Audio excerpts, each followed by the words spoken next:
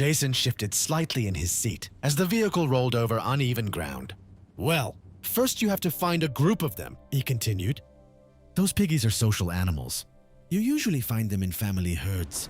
A few sows, their piglets, and one very big, very bad-tempered boar." Bruce raised an eyebrow. Sounds dangerous." Jason let out a short laugh. "Oh, it is." Pause. "But the trick is, you don't act like prey." Bruce frowned. "Not act like prey?"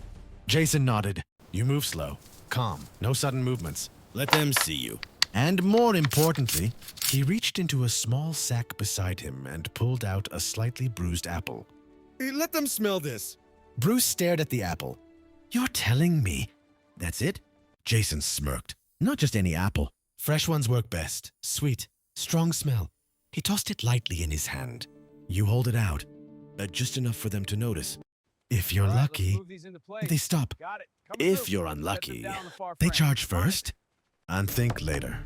Short pause. Bruce didn't look reassured. "And if they charge?" Jason shrugged casually. "Then you better hope you picked the right tree to stand behind."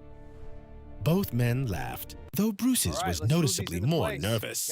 At the forestry camp. By the time they arrived, the sun had climbed higher, casting long shadows across the machinery scattered around the camp. Bruce climbed down immediately, already focused. "All right, let's get to work." The hunters moved off to prepare, while Bruce began inspecting one of the massive forestry machines. He ran his hand along a cracked hydraulic hose and sighed. "Yeah, this one's done." Jason leaned against the vehicle, watching. "So how long?" Bruce didn't even look up. "For this one? A day, maybe two." He glanced at the rest of the machines. "For all of them." Pause. "Too long." Back in Newtown, meanwhile in the growing heart of the settlement, order continued to emerge from chaos. Workers moved with purpose. Children played in newly cleared streets.